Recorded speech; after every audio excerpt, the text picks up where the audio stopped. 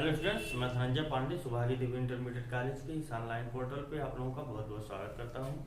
देखिए, आज हम लोग पढ़ेंगे कक्षा आठ का विज्ञान विषय। इसमें हम लोग पढ़ रहे हैं पाठ 5। विज्ञान का पाठ 5 है और ये पाठ 5 का दूसरा वाला भाग है। विज्ञान का पाठ 5 है क्या? कोयला और पेट्रोलियम। कोयला और पेट्रोलियम, इसके विषय में हम लोग एक वीडियो हो चुका है। एक वीडियो में हमने देखा था कि कोयला और पेट्रोलियम बनते कैसे हैं। तो इसके लिए सबसे पहले देखा था हम लोगों ने दो चीज। एक है क्या आपका अक्षय प्राकृतिक संसाधन और दूसरा समाप्त होने वाले प्राकृतिक संसाधन। अक्षय का मतलब कि जो कभी समाप्त नहीं होगा, और समाप्त होने वाले प्राकृतिक संसाधन मतलब जो समाप्त हो जाएंगे।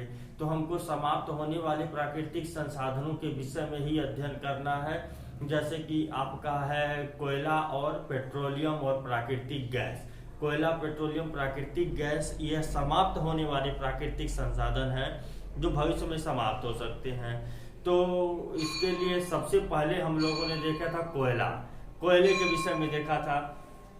तो कोयला में हम लोग अध्ययन कर रहे थे कि कोयला बनता कैसे है। कोयला बनता कैसे है तो यह बताया गया है आपको कि कोयला कैसे बनता है।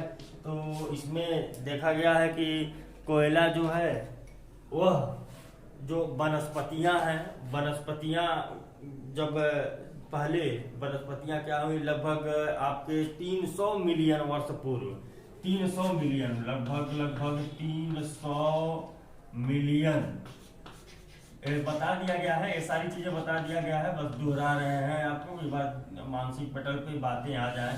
300 मिलियन वर्ष पूर्व जो है जो वनस्पतियां थी, वनस्पतियां क्या हुई कि जब बाढ़ आया, वनस्पतियां नीचे दब गई और ऊपर पूरा पानी भर गया। पानी भरने से समुद्र का मतलब समुद्र का रूप ले लिया पूरी पृथ्वी। जब समुद्र का रूप ले ली उस जगह की पृथ्वी, तो वहां पर क्या हुआ कि रेत आकर के उसके ऊपर आकर के रेत से पूरा ढकने लगा। वह रेत से ढकने लगा वनस्पतियां।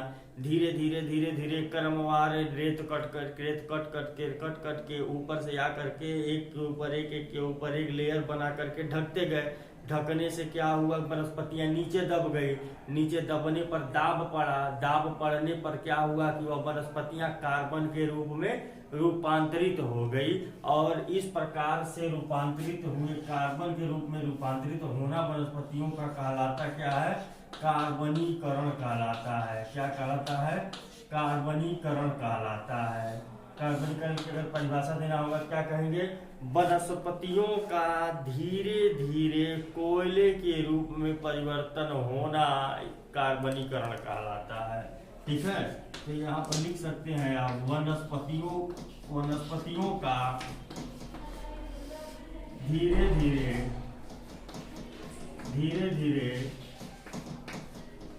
कार्बन के रूप में परिवर्तित होना, कार्बन के रूप में परिवर्तित होना कार्बनीकरण कहलाता है। ठीक है, तो कार्बनीकरण, जब कार्बन बनता है वनस्पतियों के दबने से, जब कार्बन बनता है, सब बता चुके हैं।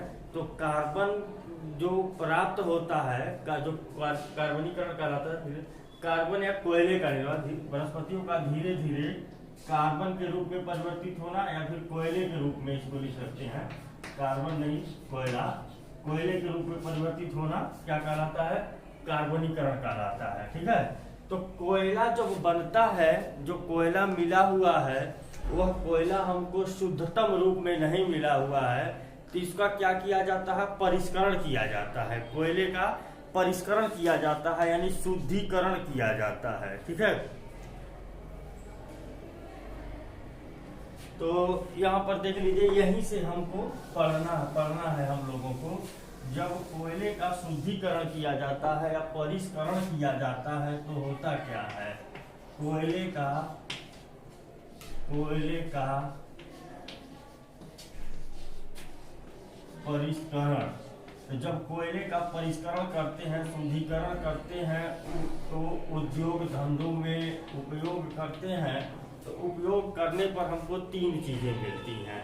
पहला चीज मिलता है हमको कोक, पहला मिलता है कोक, दूसरा मिलता है कोल तार, दूसरा मिलता है कोल तार, और तीसरा मिलता है कोल गैस, तीसरा मिलता है कोल गैस हमको मिलता है। ठीक है, ये 3 चीजें प्राप्त होती हैं, कोक, कोल तार, कोल गैस। इधर लिखते हैं हम, इधर लिखते हैं। पहला मिलता है क्या,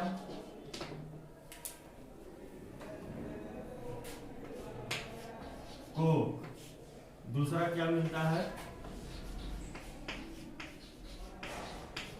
कोल तार, और तीसरा क्या मिलता है,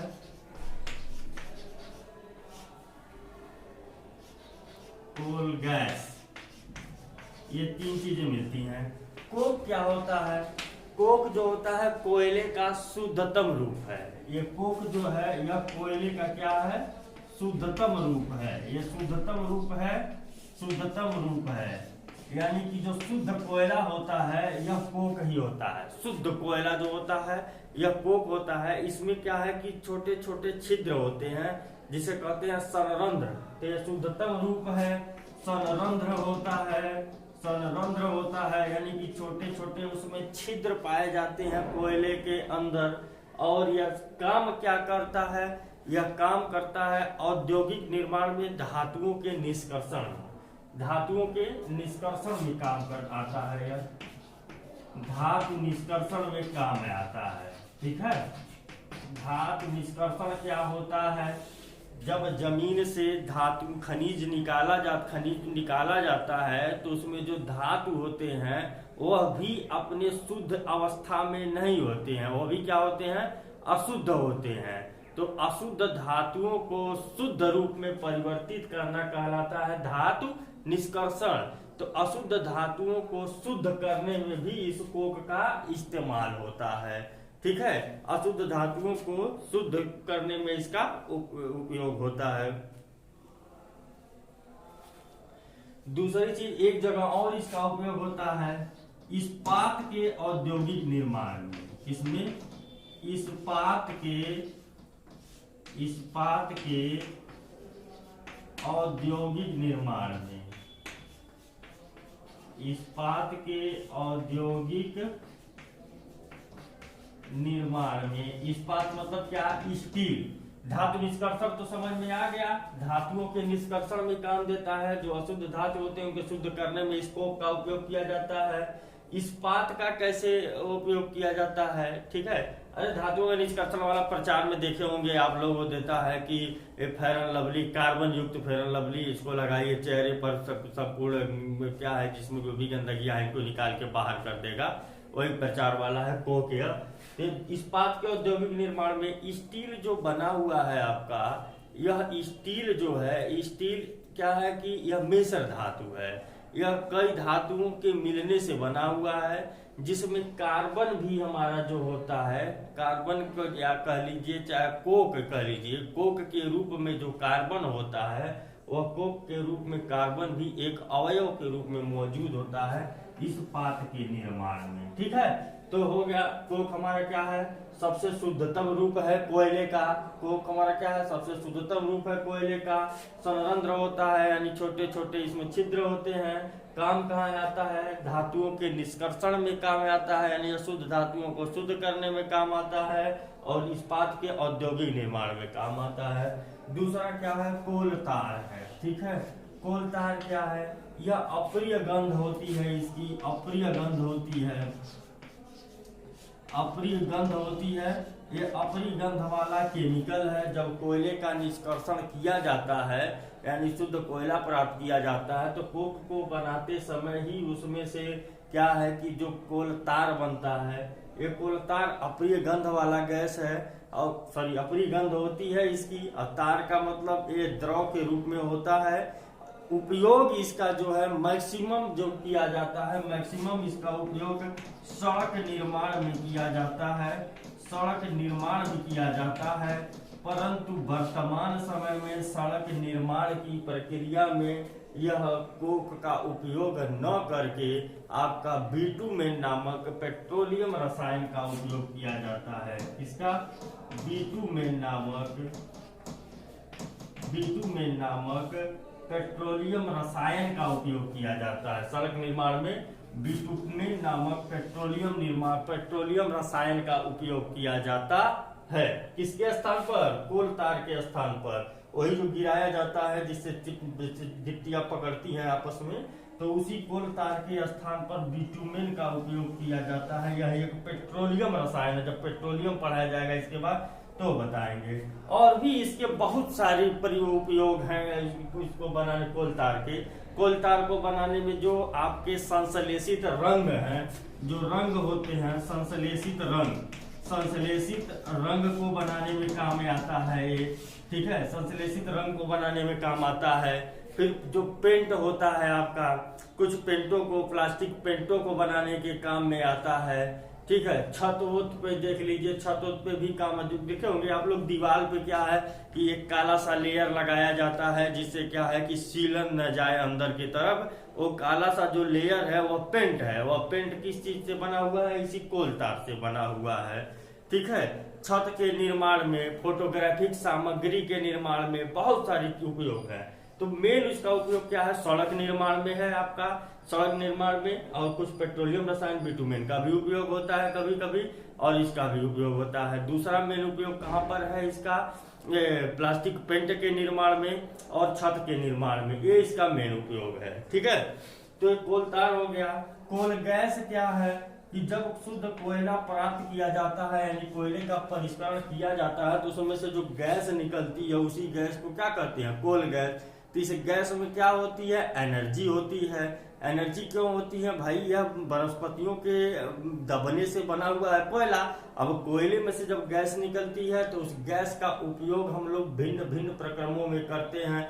जैसे पुराने जमाने में जो रेलगाड़ियां थी, रेलगाड़ियां भी चलाई जाती थी, कोयले से चलाई जाती थी, ठीक है। कोयला जलाया जाता था, कोयले से गैस निकलती थी, उसी गैस से क्या होता था? इंजन चलता था आपका। लेकिन अब जो है इलेक्ट्रिक हो गई है सारे इंजन, ठीक। तो लंदन में वो 1810 में और न्यूयॉर्क में 1820 में, ठीक है। लंदन में और न्यूयॉर्क में आपके बुक में दिया है कि लंदन में 1810 में, न्यूयॉर्क में 1820 में, 1810 में और न्यूयॉर्क में 1820 में कोयला गैस का उपयोग किया गया, ठीक है। किस प्रकार से किया गया? इस कोयला गैस का उपयोग जो सड़क पर लाइट जो जलते हैं ना सड़क पे, उन सड़क पर लाइटों को जलाने के लिए इस गैस का उपयोग किया गया, कोल गैस का। गांव में आप लोग जैसे देखे होंगे गोबर वाला गैस होता है, गोबर गैस से घर में लोग लाइट जलाते हैं, ठीक उसी प्रकार से इस गैस को कोयला जलाएंगे, कोयले जो गैस निकली एक जगह इकट्ठा करेंगे, इकट्ठा करके जो एनर्जी निकलेगी उसको क्या होता है वायर के माध्यम से सप्लाई दे देंगे उस एनर्जी को, जिससे लाइट हमारी जलती है, ठीक है। तो ये 1810 में लंदन में और 1820 में न्यूयॉर्क में सर्वप्रथम स्ट्रीट लाइट को जलाने के लिए इसका उपयोग किया गया था, ठीक है। तो ये था आपका कोयला।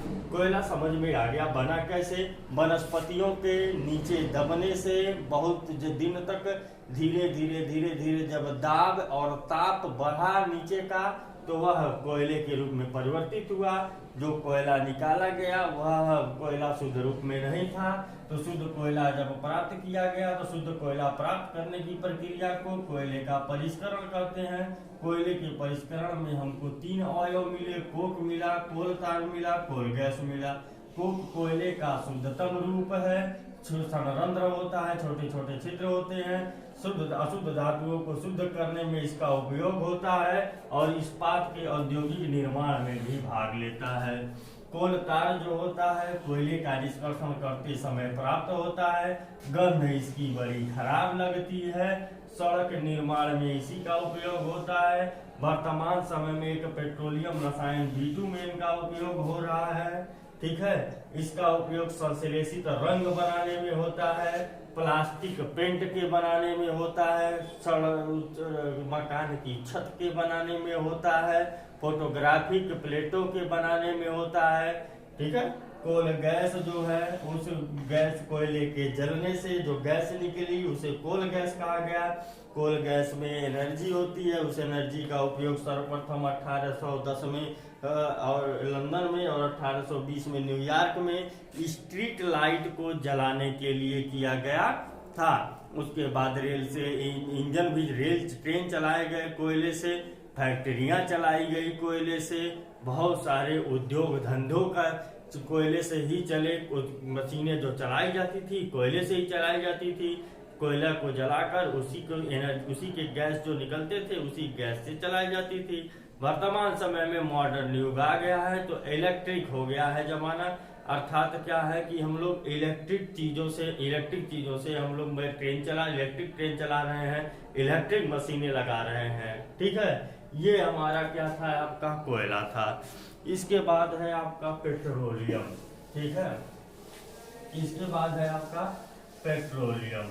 तो पेट्रोलियम के विषय में थोड़ा सा जान लीजिए, उसके बाद हम लोग आगे के क्लास में देखेंगे। इसके बाद है आपका क्या, पेट्रोलियम।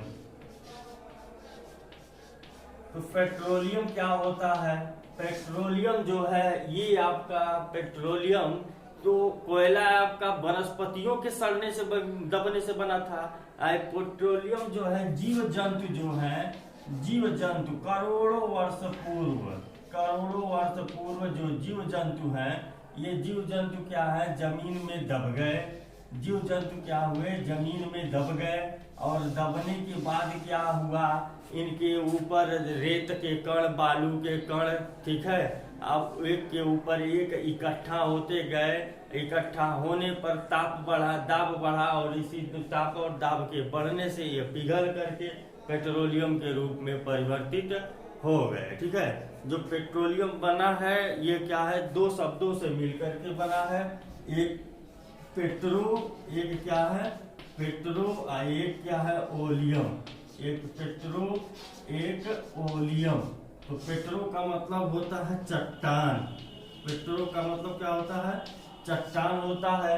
पेट्रो मतलब क्या होता है, चट्टान होता है, और ओलियम का मतलब होता है तेल, अर्थात कौन सा तेल, वह तेल जो चट्टानों के मध्य से निकलता है, वह तेल तो क्या कहते हैं, पेट्रोलियम। तो चट्टानों के मध्य मतलब जीव जंतु जब दबे जमीन के अंदर तो कैसे दबे होंगे, भूकंप आया होगा या फिर कोई प्राकृतिक आपदा आई होगी, तभी तो नीचे सब बहुत अधिक संख्या में जीव जंतु एक ही जगह दबेंगे। दफनाएंगे तो भाई एक तो दूर दफनाएंगे ना, तो बहुत अधिक संख्या में कोई प्राकृतिक आपदा आने पर, चाहे भूकंप, कई सारे जीव जंतु सब आपस में नीचे दब गए।